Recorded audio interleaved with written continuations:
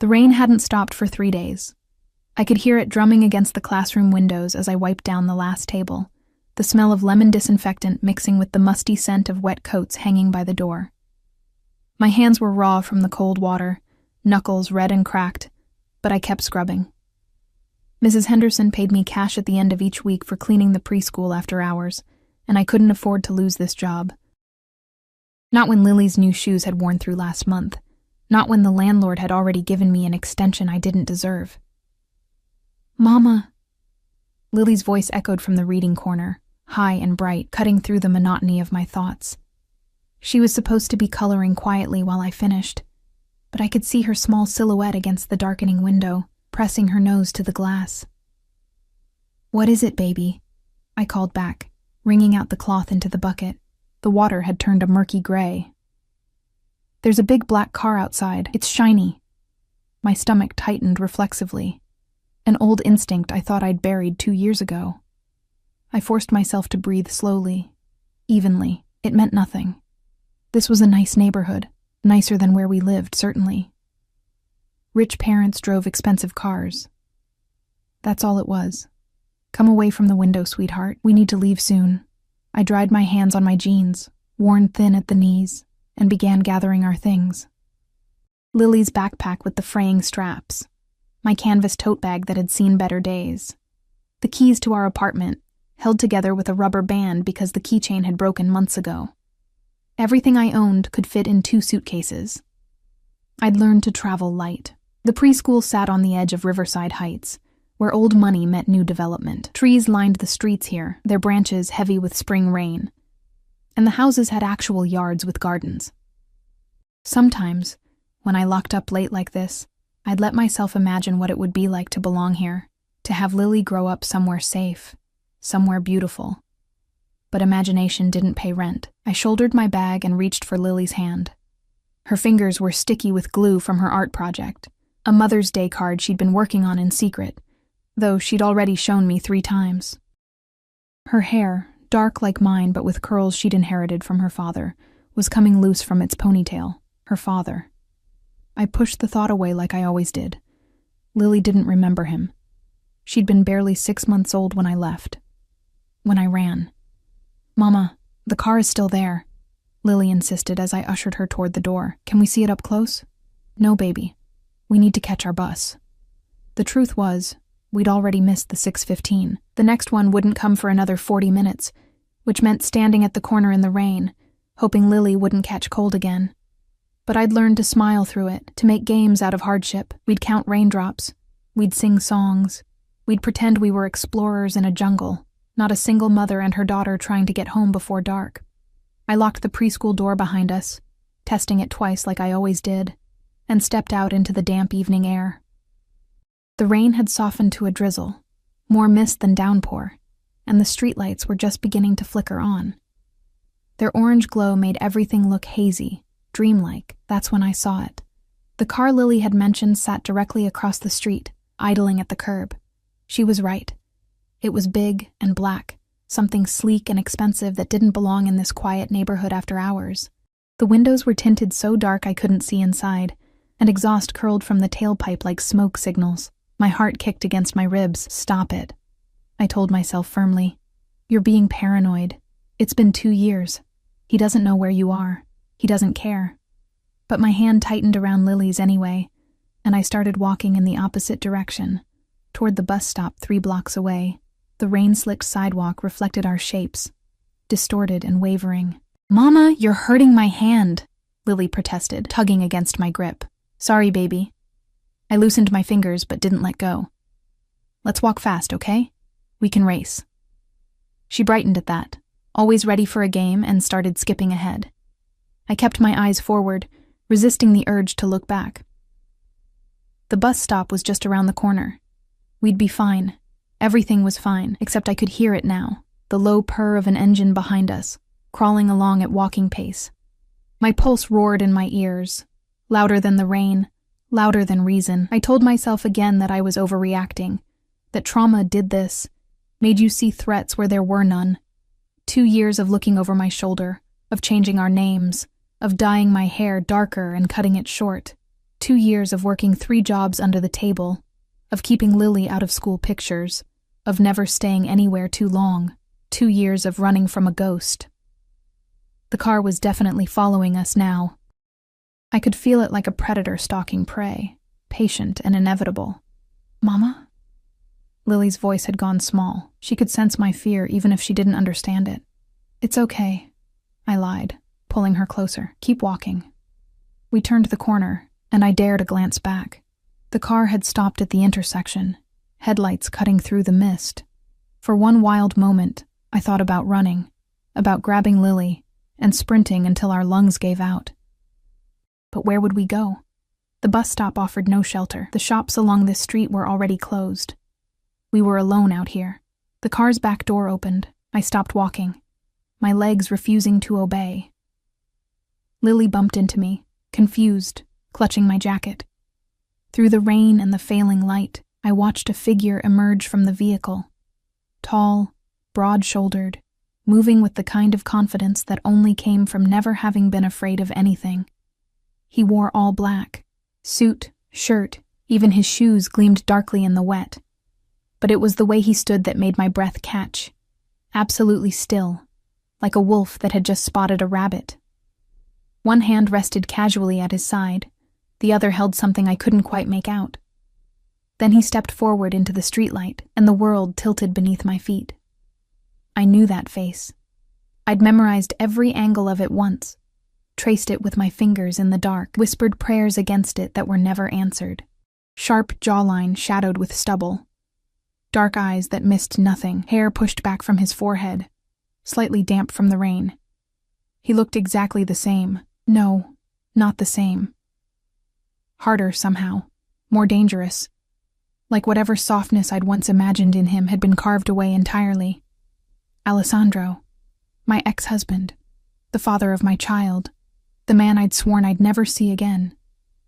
He started walking toward us, unhurried, and I noticed the second man now, broader, older, staying close to the car. Security. Of course he had security. Alessandro Marchesi never went anywhere without protection. That's what you did when you controlled half the city's underground, when your family name was synonymous with power and blood. "Mama?" Lily's voice cracked with fear. "Who is that?" I couldn't answer. My throat had closed completely, words dying before they could form.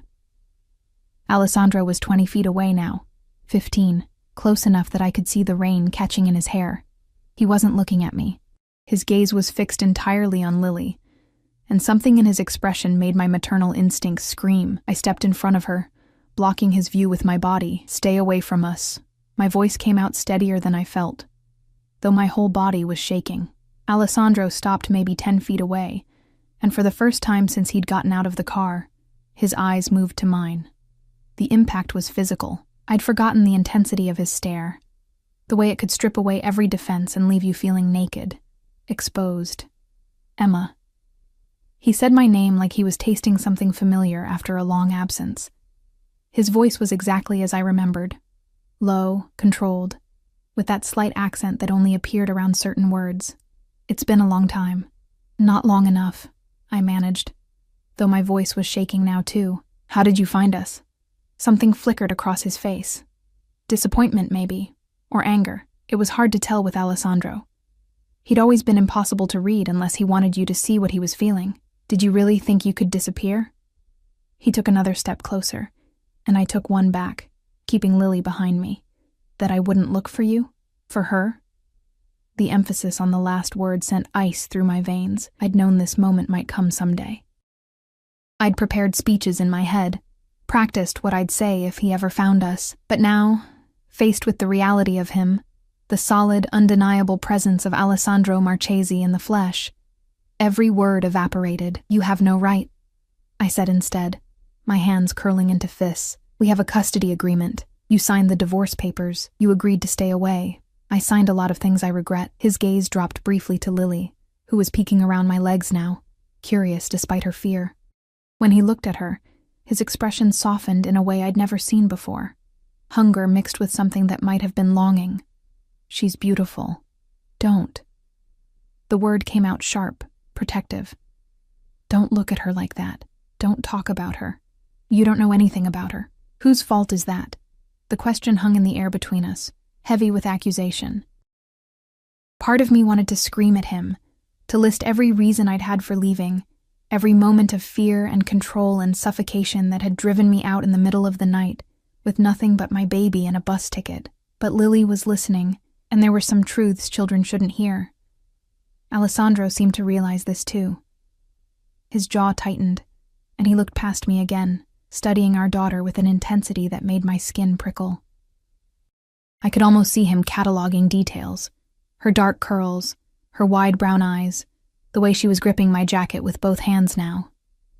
"What's your name?" he asked her directly, his voice gentler than I'd ever heard it. Lily looked up at me for permission. I wanted to tell her to stay quiet, to pretend he didn't exist. But I could see the confusion in her face, the question forming that I'd been dreading for 2 years. "Who is this man?" "Lily," she said finally, so quietly I almost didn't hear her. "I'm Lily."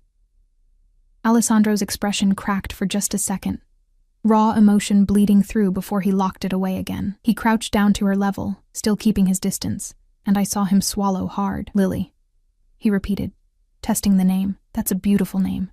Did your mama choose it?" She nodded, pressing closer to me. "She has good taste." His eyes lifted to mine again, and this time there was no mistaking what I saw there. Possession, barely restrained. "We need to talk, Emma. Alone." "No." The refusal was automatic, final. "There's nothing to talk about. The divorce is finalized. You need to leave us alone. I don't think you understand your situation." Alessandro rose to his full height, and just like that, the dangerous man was back, the brief glimpse of vulnerability gone. "You took my daughter and disappeared without a trace. Do you have any idea what I could do with that information? How many laws you've broken?" My heart hammered against my ribs. "You wouldn't I?" He tilted his head, studying me like I was a puzzle he was solving. "I've spent 2 years looking for you, Emma. 2 years hiring investigators, calling in favors, turning over every stone in this city. Do you know what that kind of obsession does to a man?" The word obsession sent chills down my spine. I remembered that look in his eyes toward the end of our marriage, the way he'd monitor my phone, question every absence, demand to know where I was at every moment. It had started as protectiveness, or so I'd told myself. By the end, it had been a cage with no key. "Lily," I said quietly, not taking my eyes off Alessandro. "Go wait by the bus stop. I'll be right there." "But, Mama..." "Now, baby. Please." She hesitated, clearly torn between obedience and fear. Finally, she released my jacket and scurried past us, throwing one worried look back before rounding the corner. I waited until I couldn't hear her footsteps anymore before I spoke. "Listen to me carefully," I said, keeping my voice low and controlled. "I left for a reason. A lot of reasons. And nothing has changed. I don't care how much money you have, or how many people you threaten. Lily is my daughter, and I will do whatever it takes to keep her safe." "Safe?" Alessandro's laugh was bitter. "You think living in poverty, moving from place to place, working yourself to exhaustion, you think that's keeping her safe? I saw where you live, Emma. That apartment building is a safety hazard. The neighborhood is dangerous, and you're so busy working 3 jobs that you barely see her." Heat flooded my face, shame mixing with anger. "You've been watching us." "Of course I've been watching you." He moved closer, and this time I didn't back away. We were inches apart now, close enough that I could smell his cologne, something dark and expensive that brought back memories I'd tried to forget.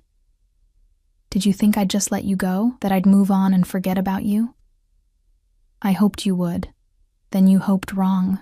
His hand came up, and I flinched instinctively. He froze, something like pain crossing his face, and lowered his arms slowly. "I'm not going to hurt you, Emma. I never hurt you. You didn't have to hit me to hurt me." The words hung between us, honest and brutal. Alessandro's jaw worked, his eyes searching mine for something I wasn't going to give him. "I want to know my daughter," he said finally. "I want to be part of her life." Is that really so unreasonable? Every instinct screamed at me to refuse, to grab Lily and run again, to disappear into the night like I'd done before. But I was tired, so desperately tired of running, of looking over my shoulder, of wondering when this moment would come.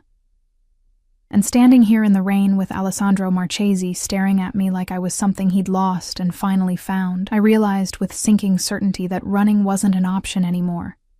He'd found us. He would always find us. "What do you want?" I asked, my voice barely above a whisper. Alessandro's expression shifted, something dark and satisfied sliding into place.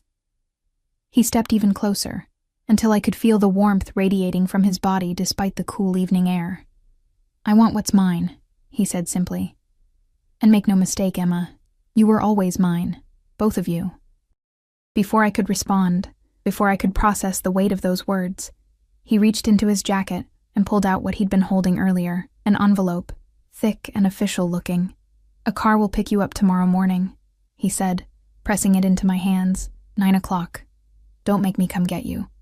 Then he turned and walked back to the sleek black car, leaving me standing alone in the rain with an envelope that felt like a death sentence, and a future that had just collapsed into something I couldn't control. I didn't sleep that night. The envelope sat on our kitchen table like a bomb waiting to detonate, catching the weak light from the single bulb overhead. I'd opened it the moment Lily fell asleep, my hands trembling so badly I'd nearly torn the contents. Inside was a single card, heavy stock, embossed with initials I recognized, and an address in the financial district. No explanation, no request, just an expectation that I would obey. The audacity of it made my blood boil. I paced our tiny apartment, my footsteps echoing off walls so thin I could hear Mrs. Chen snoring next door. The space was exactly as Alessandro had described it, cramped, outdated, with water stains on the ceiling and a radiator that clanked ominously through the night. But it was ours. I'd found it myself, paid the deposit with money I'd earned, signed the lease with a name that wasn't connected to the Marchesi family or their empire of violence. Now all of that felt like a child's attempt at hiding, naive and ultimately pointless. I checked on Lily 3 times before midnight, standing in the doorway of her room, really just a partitioned corner of the living area, watching the rise and fall of her small chest beneath the donated quilt. She'd asked about Alessandro on the bus ride home, her questions innocent and impossible to answer. "Who was that man, Mama? Why did he look at me like that? Are we in trouble?" I'd deflected with lies that tasted like ash in my mouth. "Just someone Mama used to know. Nothing to worry about. We're perfectly safe." But we weren't safe. We'd never been safe, not really. I'd just been deluding myself, thinking that distance and time could protect us from a man like Alessandro Marchesi. At 3 in the morning, I finally collapsed onto the second-hand couch, exhaustion overwhelming fear. My last conscious thought was of his eyes in the rain, the way they'd tracked over Lily with such naked hunger that every maternal instinct in me had screamed danger. The knock came at exactly 9 o'clock. I'd been awake since dawn, had dressed Lily in her best outfit. A dress I'd found at a thrift store, pale blue with only one small stain near the hem. She'd protested about missing preschool until I'd bribed her with the promise of pancakes later. Now she sat on the couch with her coloring book, humming softly, oblivious to the dread pooling in my stomach. Through the peephole, I could see a man in a dark suit, his posture military straight, his face professionally neutral. Not Alessandro. One of his people. My hand hovered over the doorknob. I could refuse. I could call the police, file a restraining order, fight this with every legal means available. But the memory of Alessandro's expression last night, that cold certainty, told me exactly how useful the law would be against him. The Marcheses didn't play by normal rules. They owned judges, politicians, entire precincts. Fighting them through official channels would be like trying to stop a flood with a paper cup. I opened the door. "Mrs. Marchesi," the man said, and I flinched at the name I'd worked so hard to shed. "The car is waiting." "It's Ms. Hart now," I corrected, though we both knew it didn't matter. I grabbed my purse, really just a worn canvas bag, and called for Lily. "Come on, baby. We're going for a ride." Her face lit up with excitement that made my chest ache. She loved cars, loved anything that broke the monotony of our careful, constrained life. She practically skipped to the door, her hand finding mine automatically. The vehicle waiting outside was different from last night's, a black SUV with windows just as dark, just as impenetrable. The driver opened the back door without speaking, and I lifted Lily inside before climbing in after her. The interior smelled of leather and something expensive, and the seats were so soft that Lily immediately started bouncing, testing their give. "Sit still, sweetheart," I murmured, buckling her in. My own seatbelt clicked into place with a sound that felt too much like a lock engaging. We drove in silence through morning traffic, Lily's nose pressed to the window as the city scrolled past. I watched the neighborhoods change from our rundown corner of the South End, through the gentrifying warehouse district, into the gleaming steel and glass of the financial district, where buildings scraped the sky and people in expensive suits hurried past with phones pressed to their ears. The car pulled into an underground garage, security gates sliding open before we even reached them. My pulse quickened. This was real.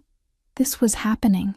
In moments, I'd be face to face with Alessandro again, and this time Lily would be there to witness whatever confrontation followed. We parked near a private elevator, and the driver came around to open our door. "Top floor," he said, gesturing. "Mr. Marchese is expecting you." Of course he was. The elevator was glass-walled, offering a dizzying view of the garage dropping away beneath us as we rose. Lily pressed close to me, suddenly less excited, sensing perhaps the tension radiating from my body. I wrapped my arm around her shoulders and tried to project a calm I didn't feel. The doors opened directly into a penthouse apartment that stole my breath despite everything. Floor-to-ceiling windows overlooked the entire city, the morning sun turning the skyline into something from a postcard.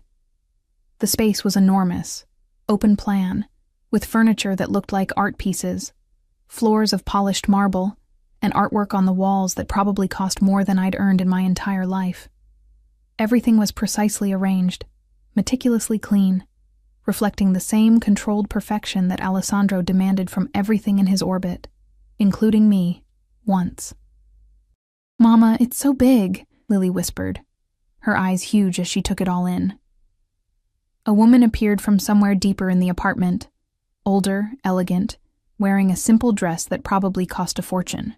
"Welcome," she said with a practiced smile. "I'm Teresa. Mr. Marchese will be with you shortly. May I get you something? Coffee? Juice for the little one?" "We're fine," I said quickly, not wanting to accept anything, to owe anything. Teresa nodded as if she'd expected the refusal. "Please make yourselves comfortable. He won't be long." She disappeared through a doorway, leaving us alone in all that expensive space. I kept my grip on Lily's hand, resisting the urge to explore, to touch anything. This wasn't our world. We didn't belong here among the wealth and polish and barely concealed danger. "Ms. Hart." His voice came from behind us, and I spun around, my heart leaping into my throat. Alessandro stood in the entrance to what looked like a home office, and the sight of him in daylight, in his own space, was somehow more intimidating than last night's rain-soaked encounter. He wore another suit, charcoal gray this time, perfectly tailored to his frame, and his hair was still damp from a recent shower. He looked powerful, untouchable, and when his gaze landed on Lily, his entire expression transformed into something softer, hungrier.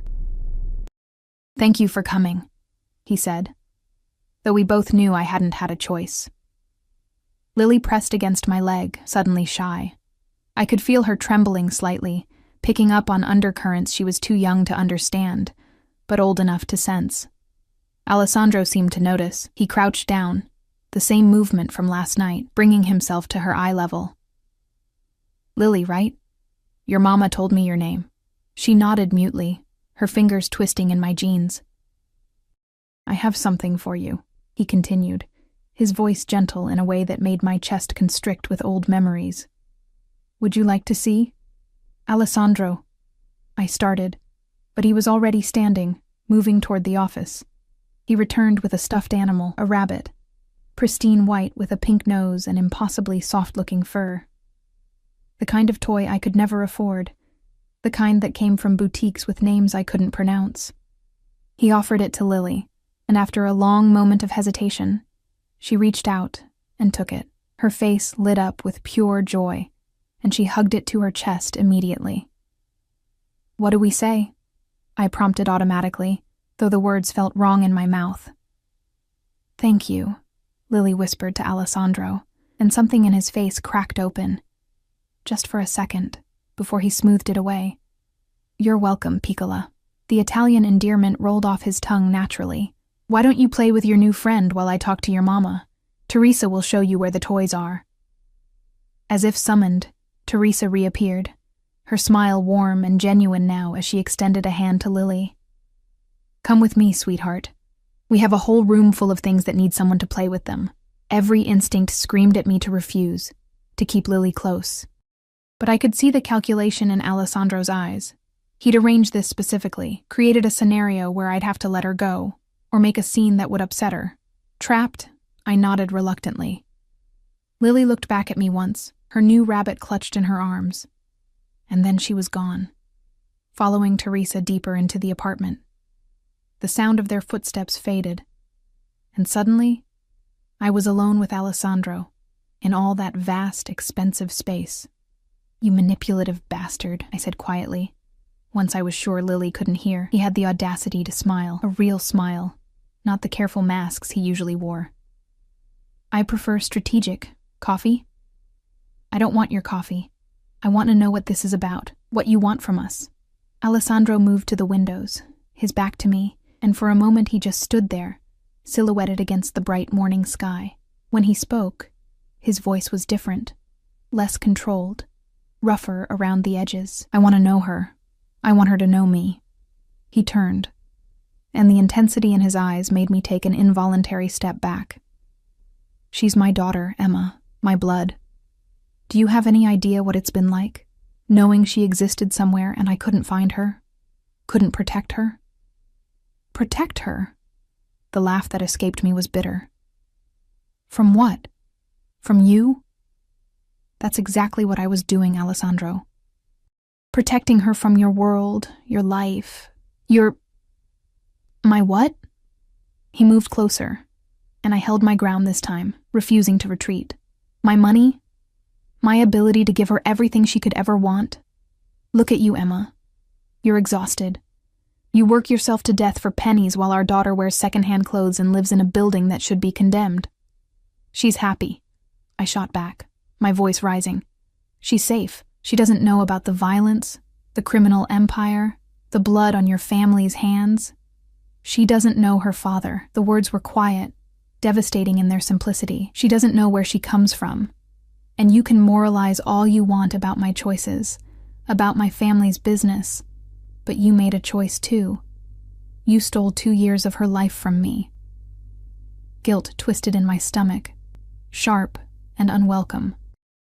I'd known this argument would come, had prepared counterpoints, but standing here with him, seeing the genuine pain beneath his controlled exterior, my certainty wavered.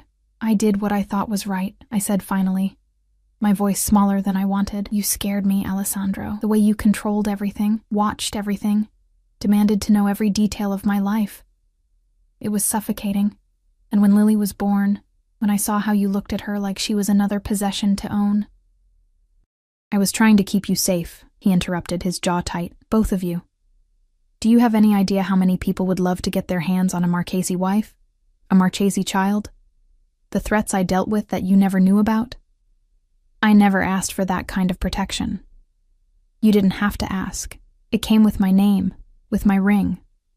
His hand moved unconsciously to his left hand, and I noticed for the first time that he still wore his wedding band. The sight of it sent a jolt through my system. "When you left, you didn't just take my daughter. You took my wife, my family, everything that mattered. We're divorced," I reminded him, though my voice shook. "That ring doesn't mean anything anymore." "Doesn't it?"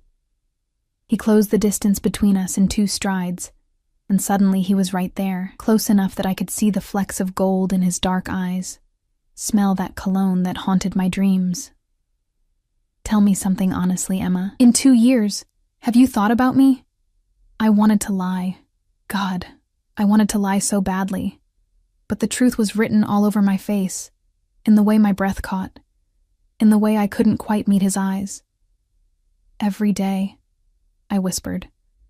"I've thought about you every day, and hated myself for it." Something fierce and possessive flashed across his features. His hand came up slowly, giving me time to move away, and when I didn't, He cupped my face with a gentleness that seemed impossible from a man like him. "I've done things I'm not proud of," he said, his thumb tracing my cheekbone. "Built an empire on fear and loyalty and occasionally blood.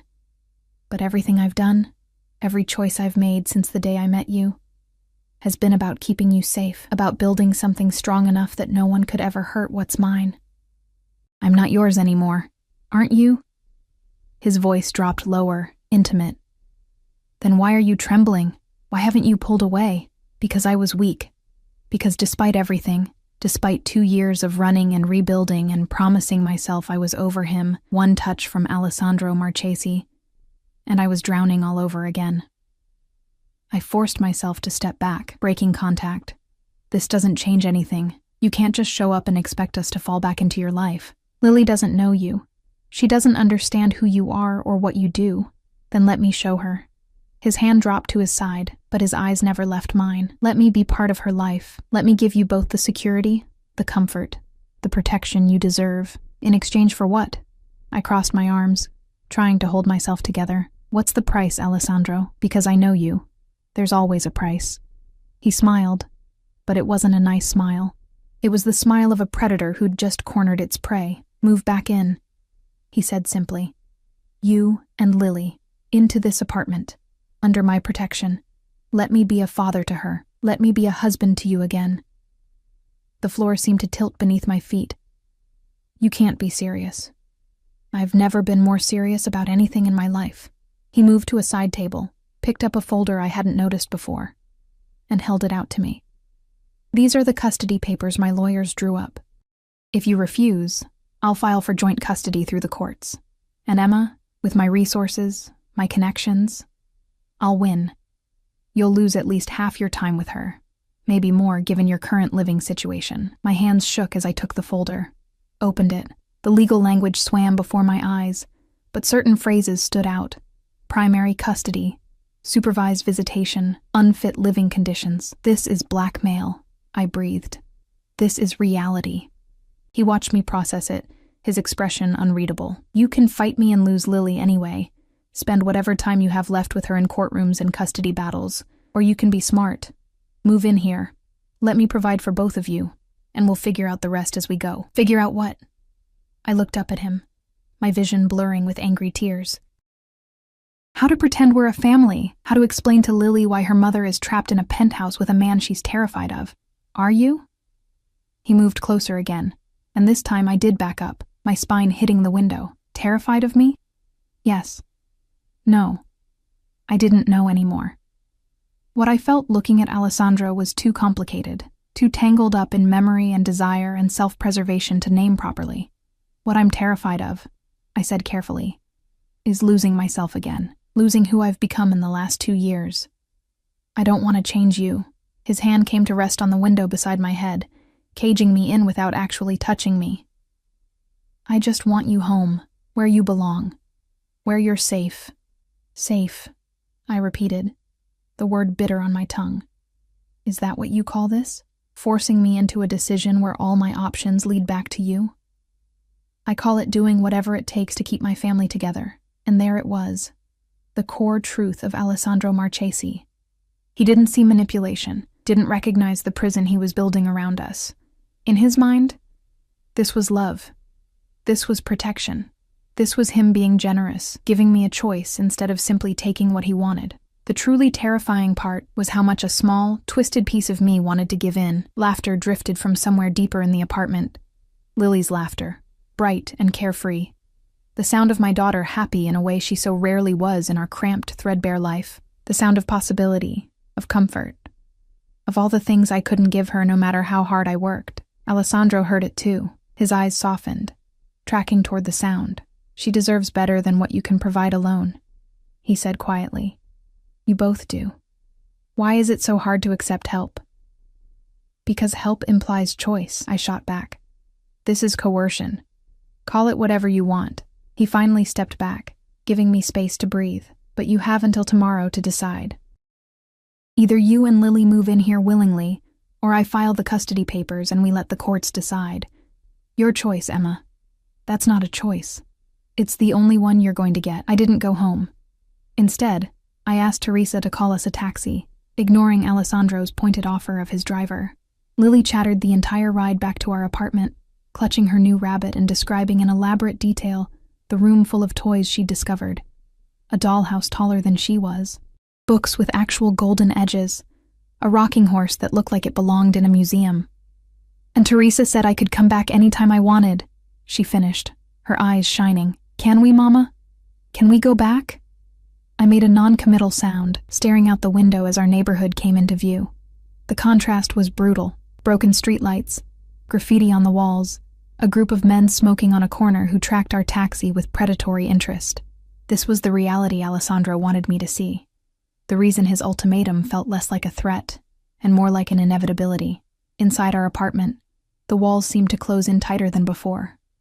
I sent Lily to wash her hands and then stood in the middle of our tiny living space, the custody papers burning a hole in my bag.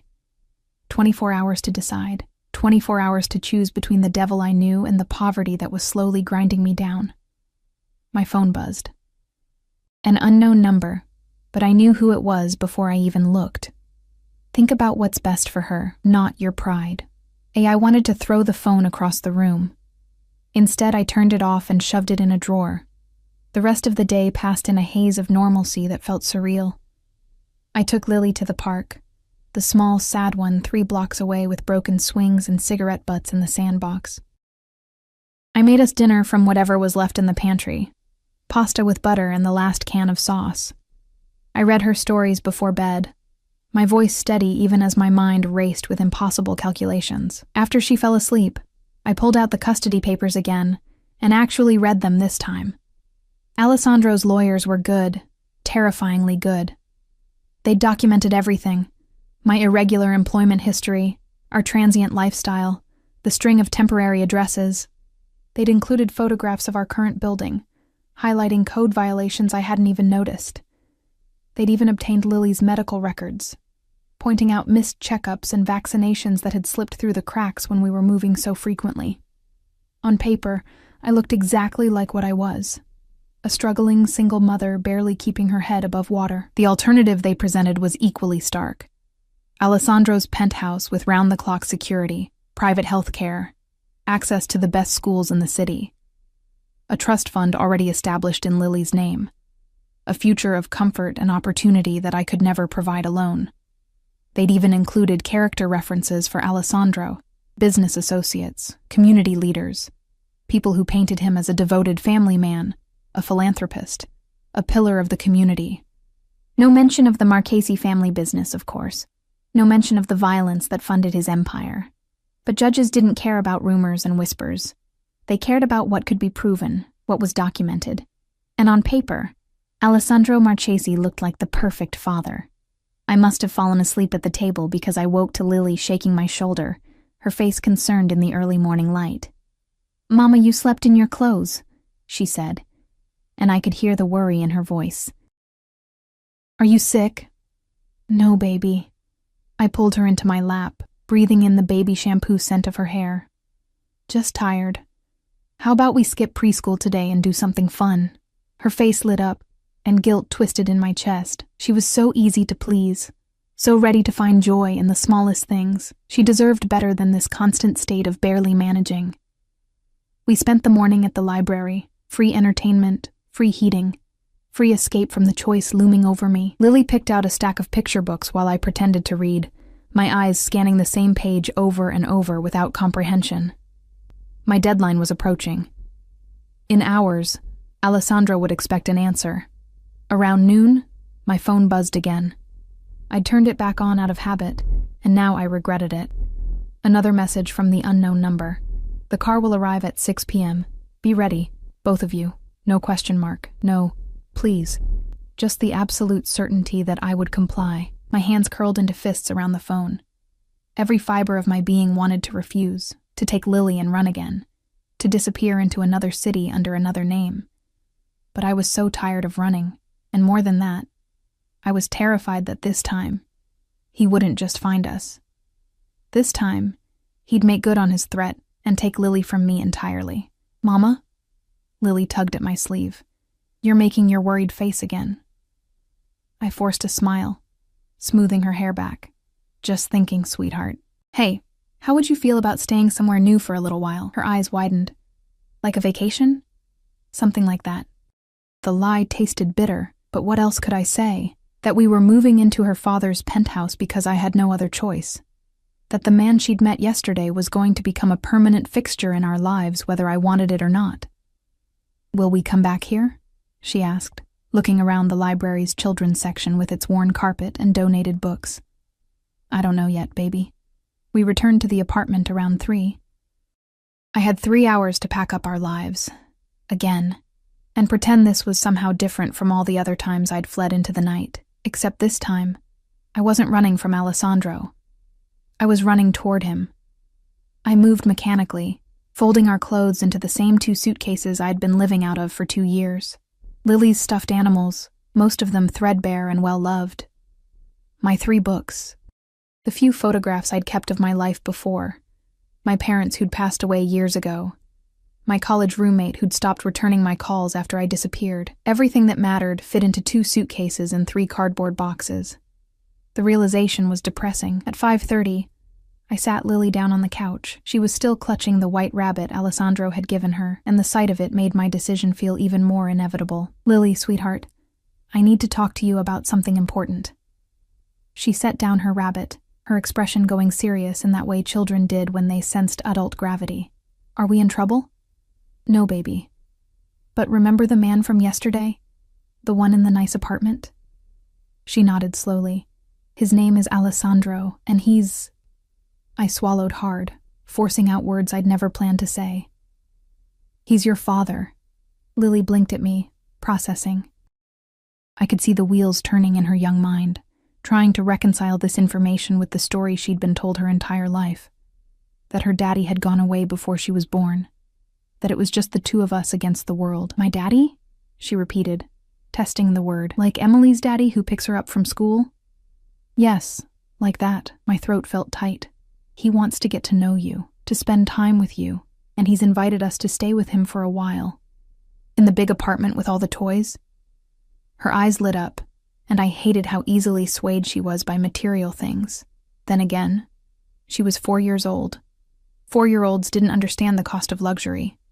The strings attached to comfort. Yes, in that apartment. Can I bring my rabbit? You can bring everything. She seemed to consider this, her little face serious. Then she looked up at me with those big brown eyes, Alessandro's eyes, and asked the question I'd been dreading. Don't you like my daddy, Mama? The question pierced straight through me. How did I explain to a 4-year-old the complicated tangle of fear and attraction, resentment and longing that Alessandro Marchesi inspired in me? How did I tell her that yes, I'd loved him once, desperately, and that love had nearly destroyed me? It's complicated, baby, I said finally, pulling her close. But I promise you, no matter what happens, you're safe. I'll always keep you safe. She hugged me back, trusting, innocent. I know, Mama.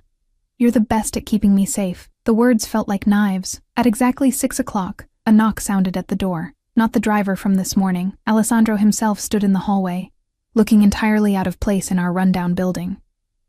He'd dressed down slightly. Dark jeans, a black sweater, leather jacket. But even in casual clothes, he radiated power and money.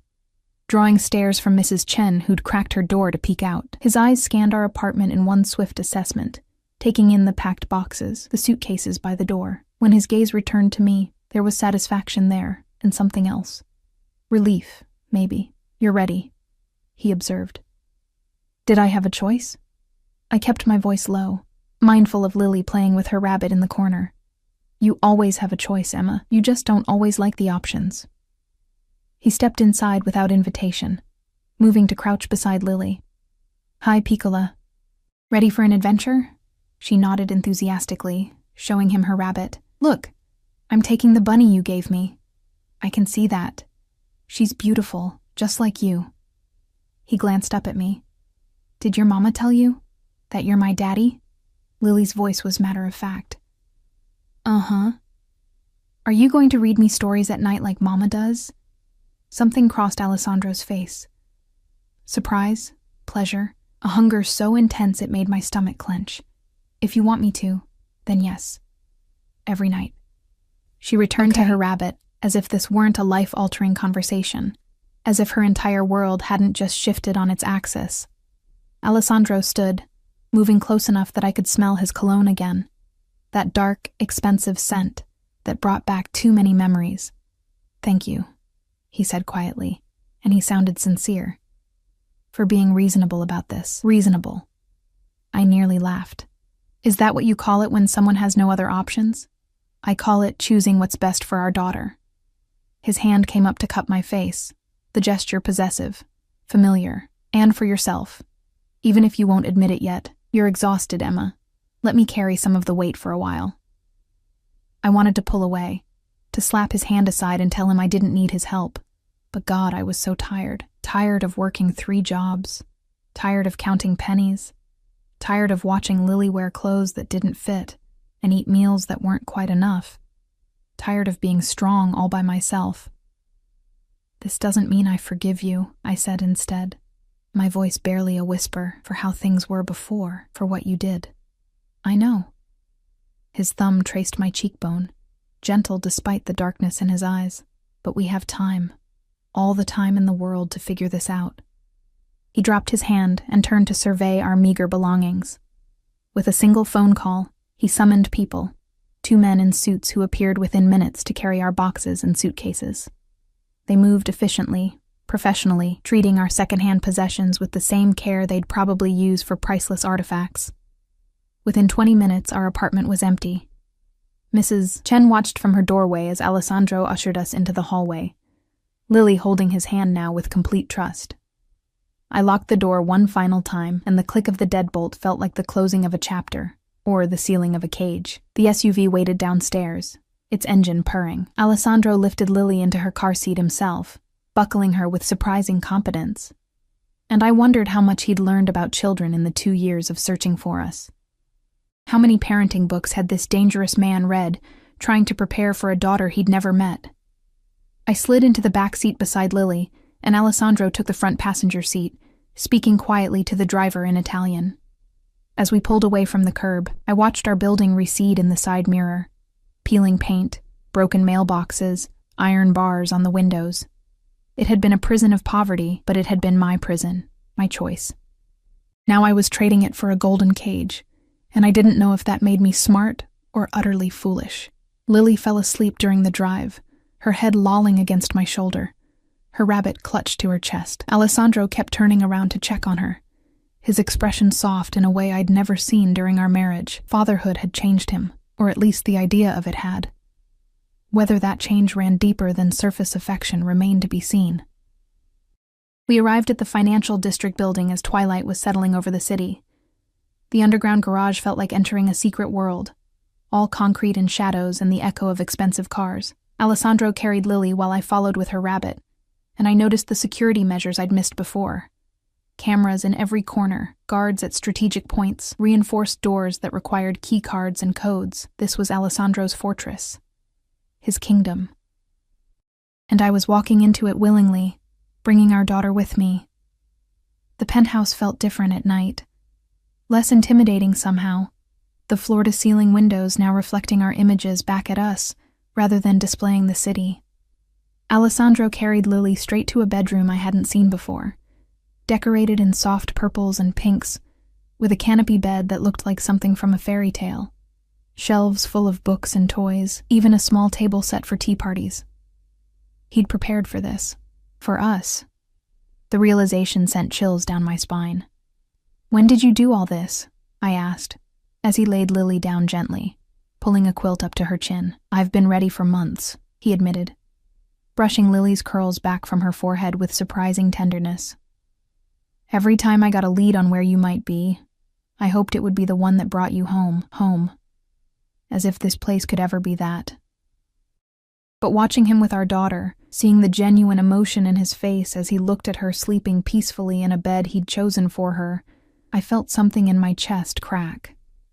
This wasn't just about possession or control.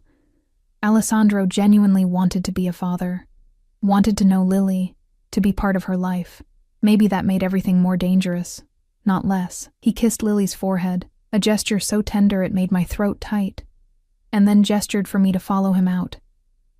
We left her door cracked, a nightlight glowing softly, and walked down the hallway to another door. "Your room," Alessandro said, pushing it open.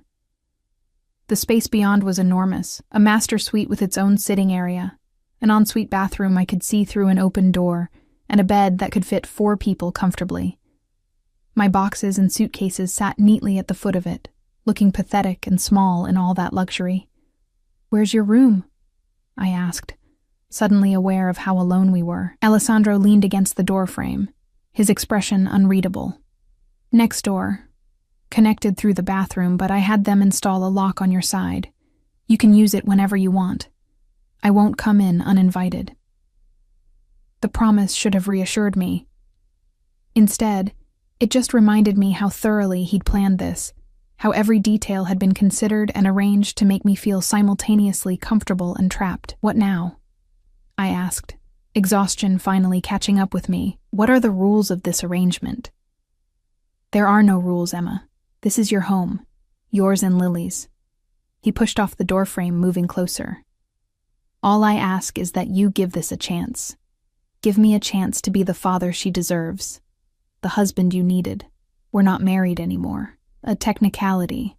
His hand came up to tuck a strand of hair behind my ear, the gesture intimate, familiar. We never stopped being bound to each other. You know that as well as I do. I did know it. That was the problem. 2 years apart, and one touch from him still made my pulse race, still made me remember nights when his hands had mapped every inch of my body, when his voice whispering my name had been the only thing that mattered. "I need time," I said, stepping back before I did something stupid like lean into his touch, to adjust, to figure out how this works. "Take all the time you need." He moved toward the door, then paused. "But Emma, don't make the mistake of thinking you can leave again. This time, I won't let you go." It wasn't a threat. It was a promise. And as I watched him disappear down the hallway, I wondered if I'd just made the biggest mistake of my life, or if, somehow, this was exactly where I was supposed to be all along. The first week passed in a strange, dreamlike haze. Lily adapted with the easy resilience of childhood, delighted by her new room, the endless toys, the attention Alessandro lavished on her. He was careful with her, gentle, patient, learning her quirks and preferences with an intensity that would have been touching if it weren't slightly obsessive.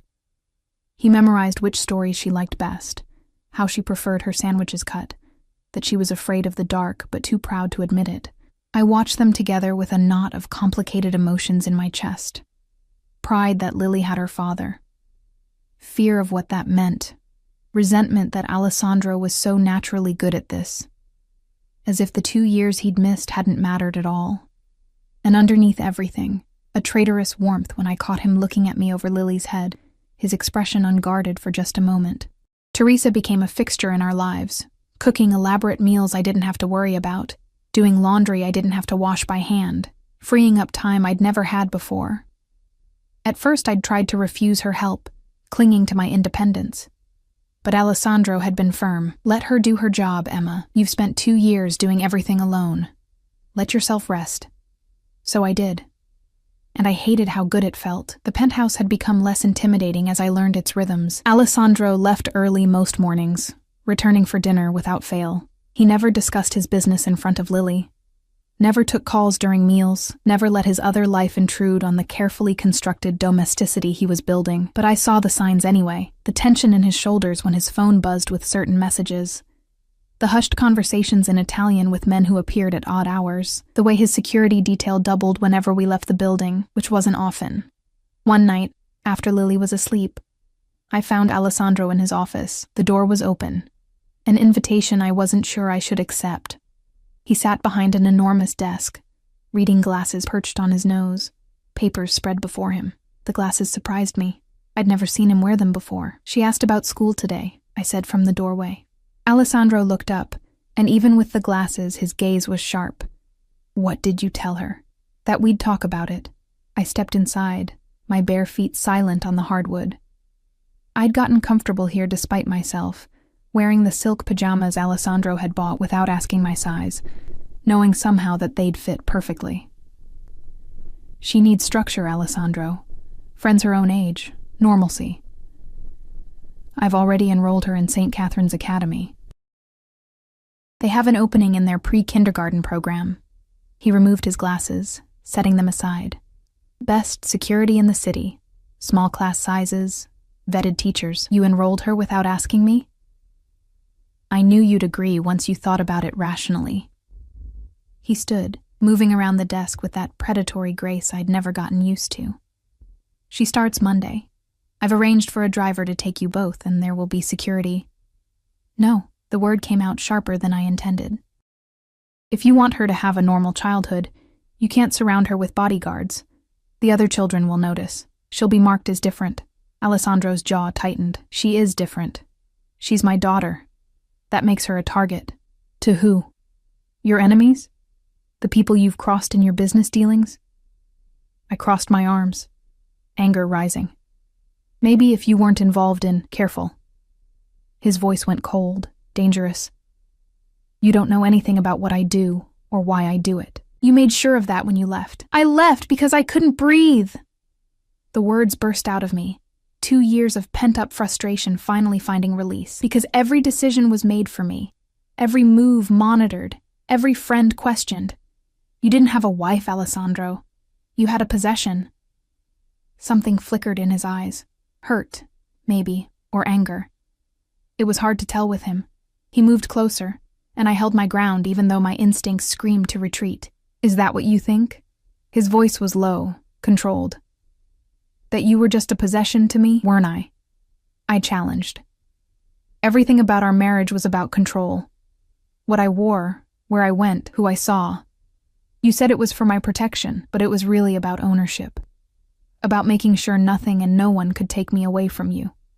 And they didn't. He was right in front of me now, close enough that I could feel the heat radiating from his body until you took yourself away, until you disappeared in the middle of the night like I was some kind of monster you needed to escape. You scared me, I whispered, the admission costing me.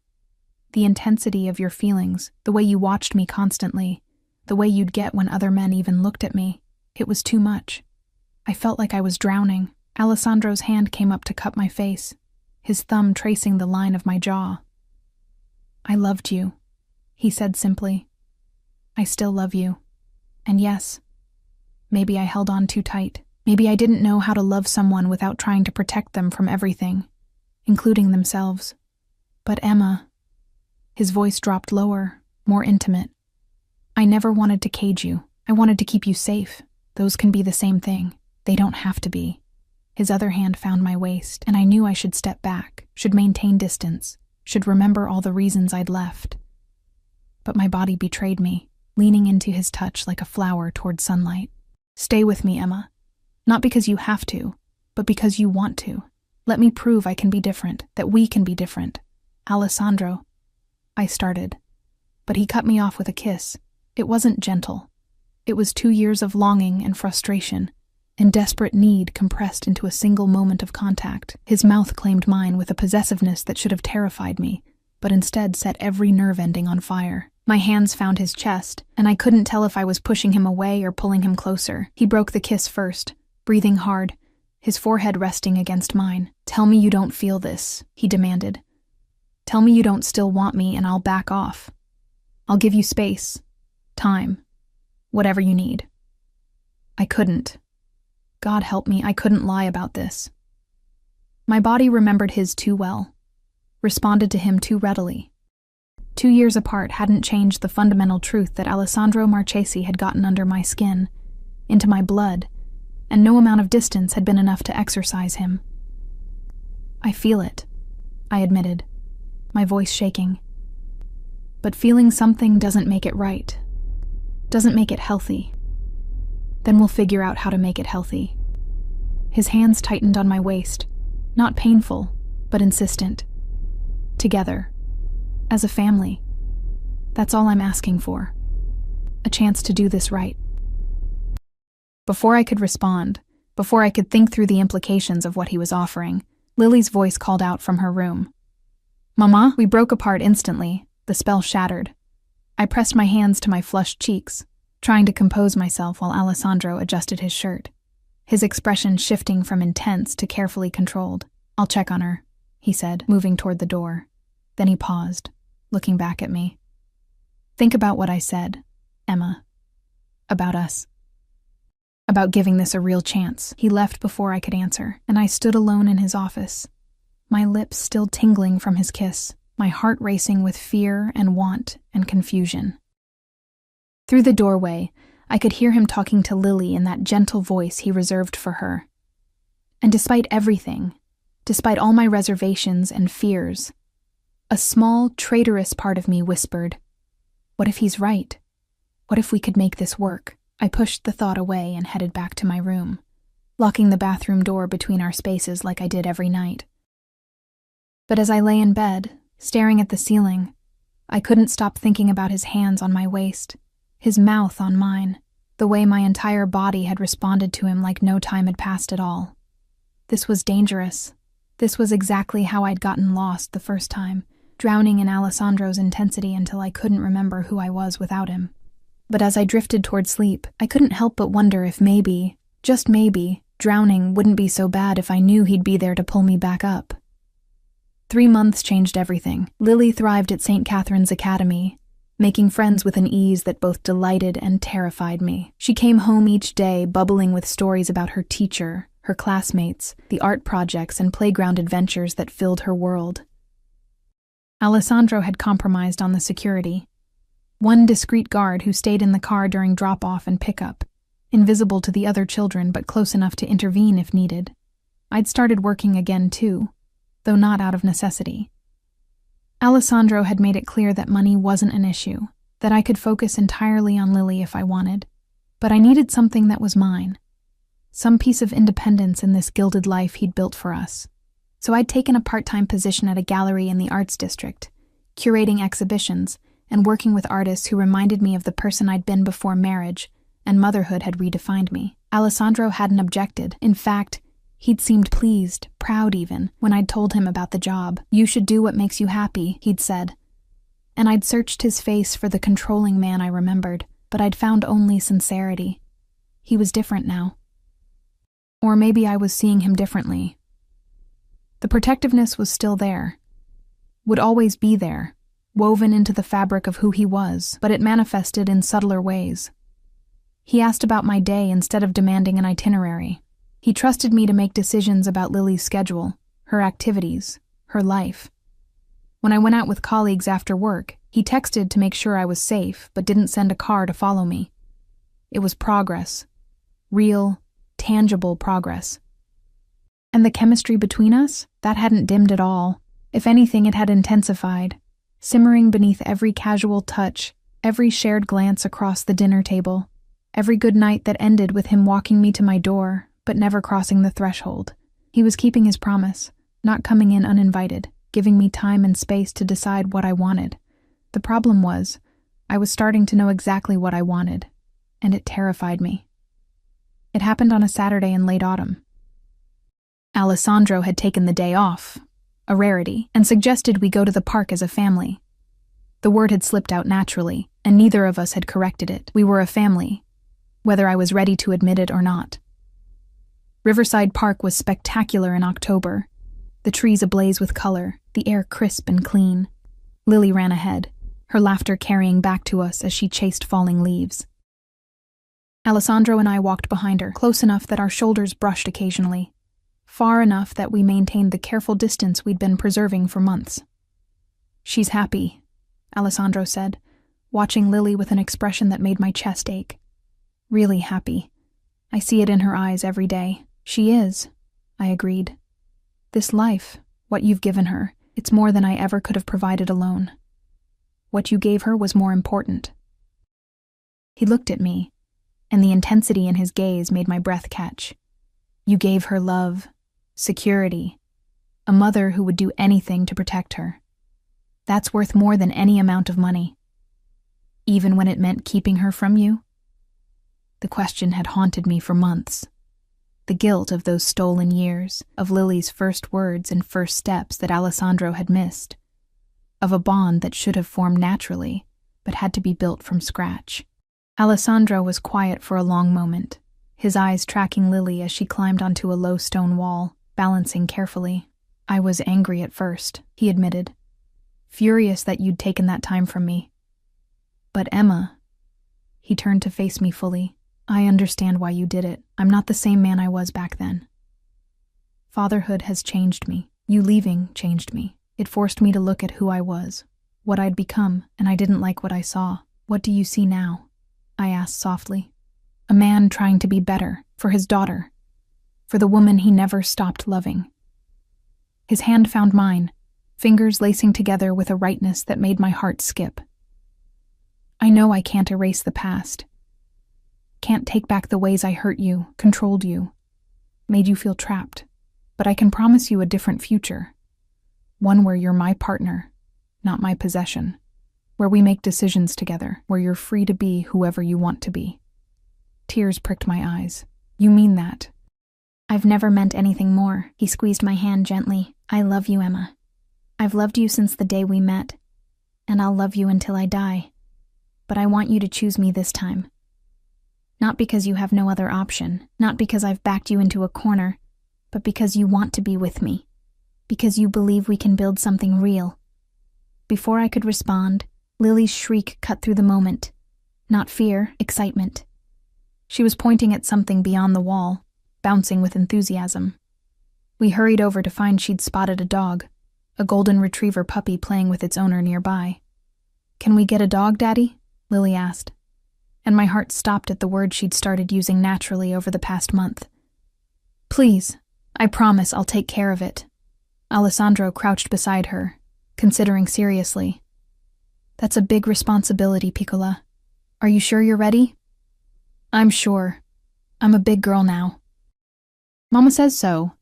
He glanced up at me, a question in his eyes. I nodded, unable to speak past the lump in my throat. We'd become this: parents making decisions together, partners in the daily negotiations of family life. When had that happened? When had the fear and resentment transformed into something that felt dangerously close to trust? "Then we'll look at shelters next weekend," Alessandro promised, and Lily threw her arms around his neck, squealing with delight. Over her head, his eyes met mine, and the vulnerability I saw there, the desperate hope, broke something loose inside me. We spent the rest of the afternoon in the park, watching Lily play, sharing comfortable silences that spoke more than words ever could. As the sun began to set, painting the sky in shades of orange and pink, Alessandro bought us hot chocolate from a vendor, and we sat on a bench while Lily danced through the falling leaves. "I'm scared," I said suddenly, the words escaping before I could stop them. Alessandro didn't pretend not to understand. "Of what?" "Of this. Of us. Of letting myself love you again and losing myself in the process." I stared at my hot chocolate, watching steam curl into the cooling air. I spent 2 years learning how to be just Emma. Not Alessandro's wife, not a Marchese, just me. I'm terrified of forgetting her again. "Then don't." He shifted closer, his thigh pressing against mine. "Be Emma. Be exactly who you are." I fell in love with that woman, the one with paint on her hands from the gallery, the one who makes up silly songs for Lily at bedtime, the one who argues with me when she thinks I'm wrong. That's who I want, not some perfect, submissive version of you that only existed in my controlling fantasies. What if we can't make it work? What if we fall back into old patterns? Then we'll course correct, together. He took my hand again, and this time I didn't pull away. "Emma, I'm not asking for perfection. I'm asking for a chance. That's all. Just a chance to prove that we can be different, that what we have is worth fighting for." I looked at him, really looked at him, at the man who'd searched for 2 years, who'd learned patience and compromise, who read bedtime stories with silly voices and had memorized our daughter's favorite songs. At the darkness that would always be part of him, the dangerous edge that came from the life he led, but also at the genuine love and devotion that shone through despite it all. "I want that too," I whispered. "God help me. I want to try." The smile that broke across Alessandro's face was like sunrise after a long night. He cupped my face with his free hand, his thumb brushing away a tear I hadn't realized had fallen. Then try with me. Take it one day at a time. If it ever feels like too much, if I ever make you feel trapped again, you tell me. We talk about it. We figure it out together. Together, I repeated, testing the word. It felt right. Terrifying, but right. He leaned in slowly, giving me time to pull away, but I didn't. This kiss was different from the desperate one in his office months ago. This was soft, sweet, a promise rather than a demand. When we pulled apart, Lily was standing in front of us, her hands on her hips, a knowing smile on her face. "Are you and Daddy going to get married again?" she asked with the bluntness of childhood. Alessandro and I looked at each other, and I saw my own mixture of fear and hope reflected in his eyes. "Maybe someday," I told her honestly, "if we both decide that's what we want." "Would that be okay with you?" She pretended to think about it, her expression comically serious. "Only if I can be the flower girl, and if we get the dog first." Alessandro laughed, a real, unguarded laugh that made my heart squeeze. "Deal. Though we might need to negotiate the order of those events." We walked home as the streetlights began to flicker on, Lily between us holding both our hands, swinging her arms and singing off-key. Anyone watching would have seen a perfect family portrait. Wealthy, happy, complete.